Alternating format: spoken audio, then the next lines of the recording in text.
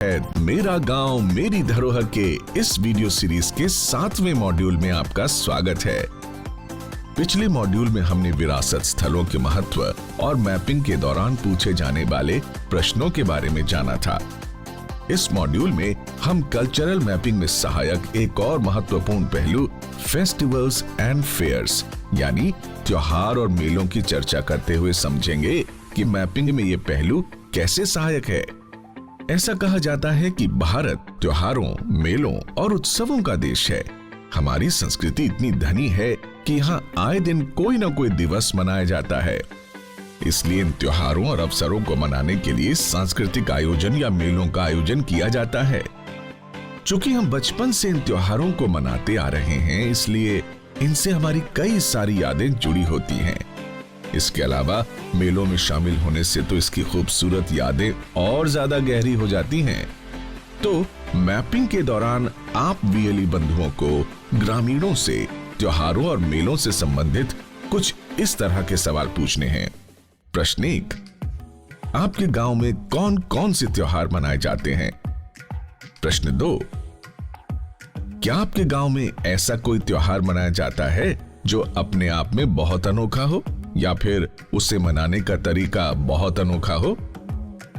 इस सवाल को और बेहतर ढंग से समझाने के लिए आप पंजाब में भगत सिंह के जन्म स्थान खटकर कलां गांव में मनाए जाने वाला शहीदी दिवस, राजस्थान और बिहार में मनाई जाने वाली हरियाली तीज और तमिलनाडु में मनाए जाने वाले थाई पुसम का उदाहरण दे सकते हैं।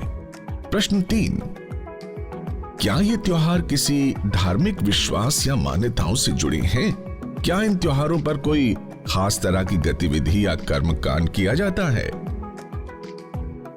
प्रश्न 4, क्या ये त्योहार किसी धार्मिक देवता या व्यक्तित्व से जुड़ा है? मतलब इन त्योहारों में किसी खास देवता या व्यक्ति की पूजा की जाती है? यहां आप अच्छे से अपने सवाल को समझाने के लिए दुर्गा पूजा में देवी दुर्गा का, मुहर्रम पर इमाम हुसैन इब्न अली का और थाईपुसम पर मुरुगन का उदाहरण दे सकते हैं। प्रश्न 5, क्या त्योहारों के साथ कोई खास अनुष्ठान या अभ्यास भी जुड़ा है? मतलब क्या किसी त्योहार पर आप घर या अन्य स्थान पर कोई पूजा समारोह का आयोजन भी करते हैं? क्या इस आयोजन में ध्यान, प्रार्थना, भजन, पूजा, दान, व्रत, प्रसाद, भोजन या भिक्षा वितरण का कोई कार्यक्रम होता है?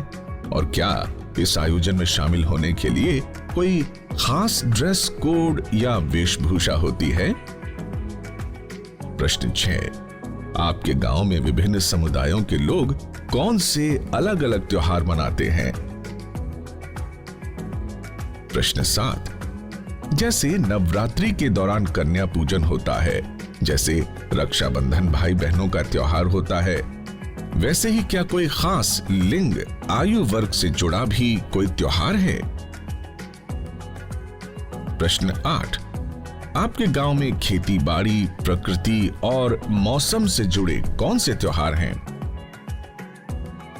प्रश्न 9, क्या इन त्योहारों पर किसी कला, नृत्य या कौशल का प्रदर्शन भी किया जाता है? जैसे कि गुजरात में नवरात्रि पर गरबा और डांडिया किया जाता है, असम में बिहू पर पारंपरिक नृत्य, काली पूजा पर धुनाची आदि का आयोजन किया जाता है। प्रश्न 10, आपके गांव में कौन कौन से मेलों का आयोजन किया जाता है? इन मेलों का आयोजन कब किया जाता है? प्रश्न 11, ये मेले किस कारण से प्रसिद्ध या खास हैं? प्रश्न 12, क्या ये मेले किसी धार्मिक आयोजन या मान्यता से जुड़े हैं? प्रश्न 13, क्या इन मेलों से किसी हस्ती का नाम या पहचान जुड़ी है? प्रश्न 14, इन मेलों से कौन से लोग या समुदाय जुड़े हैं?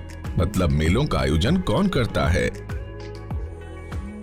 प्रश्न 15, क्या आपके गांव में कोई मेला खेती बाड़ी, प्रकृति और मौसम से भी जुड़ा है?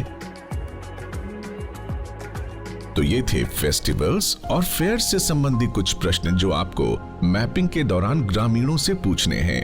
इन प्रश्नों के जवाब दर्ज करने के साथ साथ आप सबूत के तौर पर उपलब्ध तस्वीरें भी लेते चलें या उसकी ऑडियो वीडियो रिकॉर्डिंग भी करते रहें। इससे आपका रिकॉर्ड और बेहतर और प्रामाणिक होगा। अधिक जानकारी के लिए आप वीएलई बंधु मेरा